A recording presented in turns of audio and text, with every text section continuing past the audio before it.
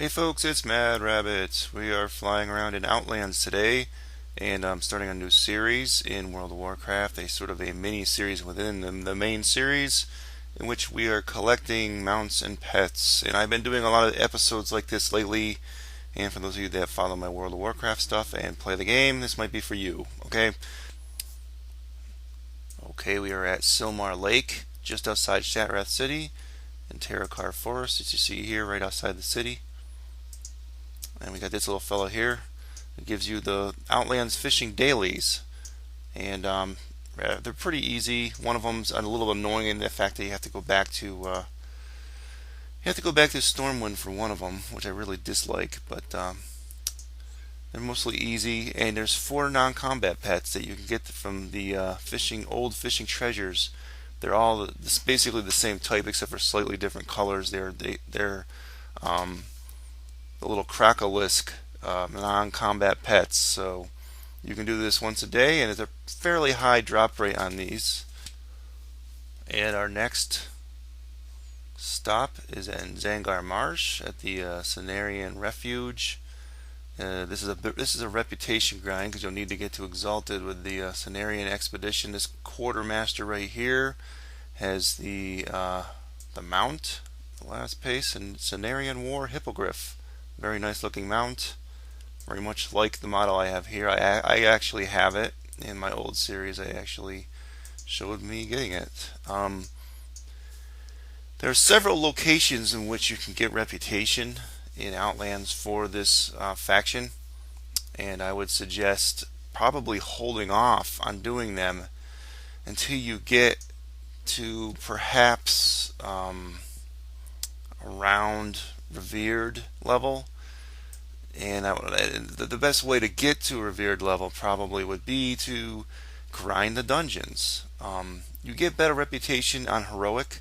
The dungeons in question are the Coilfane Reservoir dungeons that are right here in the same zone. Okay, and the next one is a big long reputation grind just to get one non-combat pet. But it all starts here with this fella. I don't even know how to pronounce that name. He's sort of wandering around out here, and I will show you quickly on the map. Right here. And at my cursor location, for those of you that have map mods, 1964. Well, at any rate, he's wandering around on this little clunk of land here. He will start you off on the Scourgegar reputation grind, and Scourgegar itself isn't too far from here. And as you see here, Scourgegar is at 1950 on the map thing. And you will see the non-combat pet from their quartermaster in here in question. This tiny spore bat.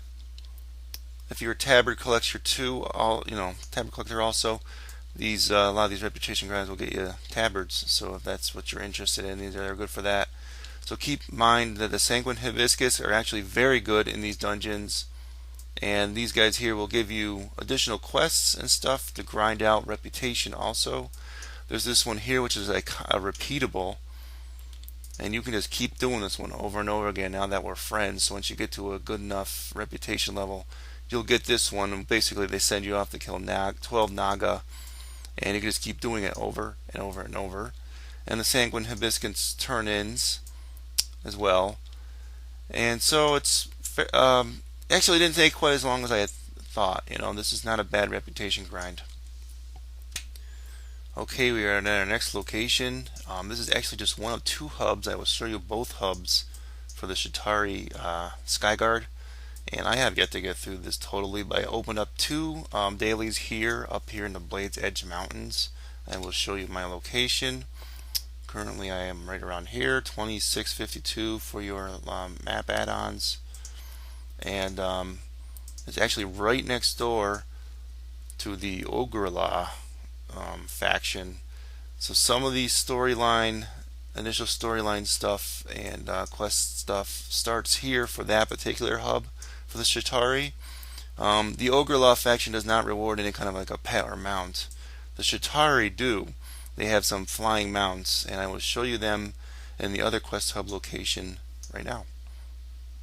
Here we are at our second location for the Chitauri Sky Guard here in Tarik Forest. I will show you here on the map that we are at this large raised plateau that sometimes you might actually overlook if you were to be flying around. For those of you that don't know, Black Wind Landing, I happen to be saying here at 6365, and this is actually where you get it. There's a little initial quest line here, and you open up one or two more dailies. And here is the quartermaster in question, where you get the flying nether rays right here. This looks like there's 6 of them. This guy here gives me one of the dailies. You can do turn-ins and do an annoying daily here with this thing, with just getting certain objects. This guy, you can get a very small amount of something on a turn-in, where you get these elixir shadows. When you use the elixir shadows, you can see certain shadowy beings hanging out with the other birdmen over here, which is where you're going to do most of your reputation, some reputation grinds and the quests and the dailies are right here. You go in here, you escort him a short distance, obviously killing these dudes so he doesn't take damage, to about this point here. But there's different locations where that daily will spawn. There's other locations around this plateau area, so you'll get that once per day. Also of note, another non-combat pet that has nothing to do with this reputation grind, but does have to do with the fishing up here, that you may want to take note of. The fishing nodes, which I have here, the Highland Mixed Schools, that are scattered around this particular lake here, the Blackwind Lake, might yield, and there's a very small chance of this, that you might be able to bring up Mr. Pinchy, which will give you, I have yet to get him once yet, but because it's pretty rare. But if you get Mr. Pinchy, you get a chance of getting an actual Mr. Pinchy non-combat pet. Coming up here in the Shadow Moon Valley zone in the Netherwing Fields, you will find the beginning of another very long quest chain for another long reputation grind, but probably well worth it for the Netherwing Drakes that you see flying around here. You will get a chance to get several flying mounts, and I mean quite a few different colors. You see the one guy will start off the quest hub, and he's kind of wandering around here. I'll have you do a series of quests here, which will eventually take you a little bit south of here, and I will show you what I mean in a minute. And welcome back. Netherwing Ledge. As you see, I am actually converted into an orc flying a Netherwing dragon, because you go part of the series of quests will bring you out here, and basically you're acting as if you were a double agent. And you'll get a series of dailies here opened up as you do more quests, and so as you do more quests here, you open up more dailies. See one in there. As you get to the later levels, these two fellows here, one guy over here. Now, one of note that you want to make of note is the one here from this fella, accepting all eggs, Netherwing eggs, scattered around both above on this particular island and below. And when I mean below, the other dailies are down here. There's two, this one, and there's one further in that a fella is, I will actually show you that really quickly. This person right here is giving you another daily. But scattered in here, you will find some of those Netherwing eggs that are good for grinding this reputation up. So if you see them in here, be sure to grab them and to bring them to that fella, because you really definitely want to grind this one quickly. It can get quite boring doing this one every day, but if you do want to spend several hours looking for those eggs, that does help get it done quicker. As you see, I have an add-on where it shows you some of the locations of it. Made it a little bit quicker for me. As we're heading to Grande, I just did want to make mention that the quartermaster for the Netherwing was right actually over where those orcs were. You do get one for free, sort of. I guess you could say it's for free at the very end of the quest line where they fly you back to Shatrath City. You'll get one for free, but then you have to actually fly back to the Netherwing Ledge to get the other ones, which there are several of them. So we're heading now to Grande for the Kurenai. If you are on the Horde, I think it's the Magor or something like that. They have a comparable one. So this would apply for the, I guess it's the Magor. I'm probably mispronouncing it. So the reputation grind I'm going to show you next is very similar. You're basically going for the same items, so I will show you that in just a moment. Obviously there's a series of quests here for the Kurenai that you would maybe want to do first, or you maybe want to save them, however you feel like doing it. But a series of dailies here. You want to keep a note that'll help you get up quicker. This one in particular, getting the more war beads one, where you get those war beads off of the these things right here, obsidian war beads, off the ogres in this zone. That will help you grind the reputation up quicker, and just killing the ogres themselves also helps you grind the reputation with the Kurenai.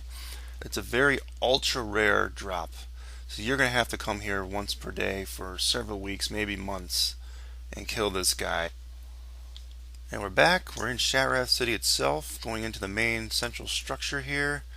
And I just wanted to show you one last one for a mount that's like really super ultra rare drop rate again. What you want to do is going to find this portal right here to the Shatrath portal to Isle of Quil Danas. That's the one you want to use, and obviously you got to get dismounted to go there. Okay, so we are at the Shattered Sun Offensive Quartermaster, which is right in here. Right here, this girl right here.